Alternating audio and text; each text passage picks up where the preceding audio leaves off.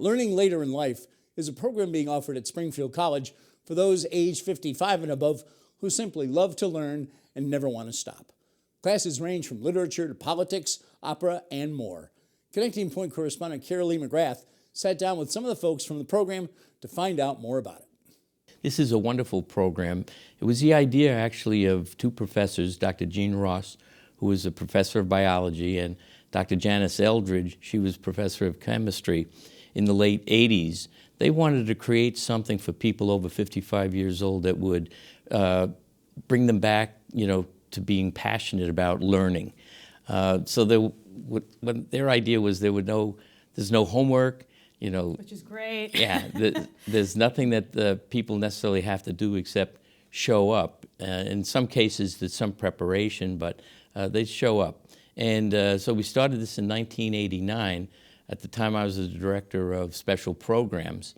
And so this became part of special programs, and now it's in its 27th year. So what kind of classes, I know, Jean, you're a member, you're also an instructor. What kind of classes can people look forward to? Well, my class is called Talking Books, and it's just like a book discussion that you may belong to yourself. And I select the books. We meet 4 times. You have to read. This one does have homework, right? Reading, yes. Read the book. But most of the people that come really love books. And I do limit the number in that class to 25, just that it makes for a better discussion with a smaller group. And I've been involved since the beginning of Learning in Later Life. There has always been a book group of some kind. And I first got involved when it was in the book report format. You would come in and present a book. And I did that.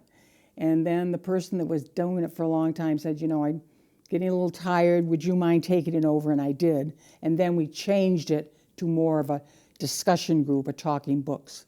So it's a very popular course, and I really enjoy doing it. You learn a lot from the people that come as well as yourself. Sometimes you read a book and you think, well, I don't know if I really like this much. Right. But then you hear other people's comments. You say, oh, I missed that. Absolutely, and you say, gee, I got to go back and look at that again. So we do all kinds of books. Okay, and so Dan, you just had a very interesting class. Tell us about that right after the election. Well, I've been doing the politics for Learning in Later Life for about 17, 18 years. And so during election times, particularly national presidential elections, really bear down on it and do presentations. Presentations go an hour and a half. And so we talked about the election that had just occurred. I had it pretty well prepared on Monday, and then on Wednesday I had to start from scratch to redo it. Right. And I knew my audience was not going to be happy about the outcome of the election. So I worked particularly hard to try to provide some perspective. So what's your reaction from people, through the years about this program? They love it. In fact, if it's a little late in starting, or if things aren't as well organized, first of all, we do hear about that, but the college, Springfield College, is absolutely committed to it. It's part of their outreach, and really the history of the college since 1885 here in Springfield has been to engage the community. And so when this idea came up in 1989, it was just perfect for Springfield College because it was engaging the community. It was giving people the opportunity to use their minds and continue in stimulating activity as they got older. What's the oldest student that you've had? In their 80s.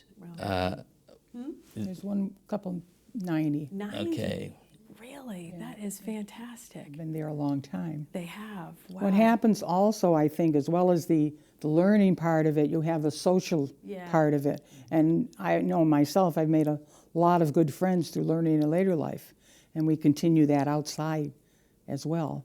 How do you encourage people who might be afraid to sign up, who might be like, oh my gosh, I can't go back on a college campus, look at all these kids here, or might be embarrassed in some way? How would you encourage them to reach out and to sign up? Well, I've always told people, just come to one thing as a guest and see and talk to some of the people. And usually most people that come and sign up stay.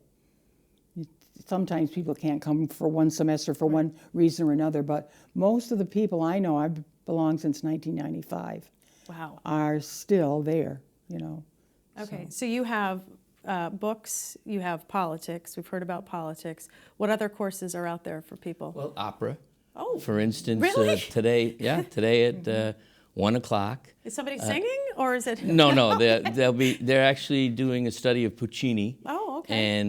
And so the opera buffs are coming, and so they'll discuss aspects of different operas that Puccini did, and or, for instance, there's history, so that we're doing a series on the Nixon years. Oh, okay. That'll meet again in December, and so that's been very well registered for, and well, because it's stimulating, and most of the people, for instance, in this case, lived through the Nixon years. Right.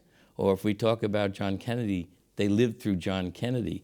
My current students, the freshmen were born in 1998. I know. So, I know. so they. Oh my gosh. They, You're right. Wow. Yeah. So they really. It was a good year. They don't even know where the record, or an old 45 or a record. Sometimes I'll bring in records or a song. And they're like, what's that? Exactly. Or they think that You Don't Own Me, which is a current commercial on television. They think that's like a new song. Right. So I went back to 1963 and got Leslie now. Gore Oh my gosh. and played it for them. It's like, really? Yeah. So it's that's very stimulating with the young people. But for the more experienced people, I like that word, experience. Go on. for the more experienced people, just the perspective Right. is worthwhile. And some of the members, if they choose, could sit in on regular classes as well. Okay. And so it's intergenerational. It's very stimulating. Real quick, Dan, what do you have coming up, politics-wise? Well, in the spring, what I always do is sort of say, well, how are things playing out? What does in this case, Trump administration promise for the future? How are things going to play out? What does it mean for American public policy? Great. So Jane, Roland, and Dan, thank you so much for coming in and sharing with us about this great program. My pleasure. Thank you. Thank you.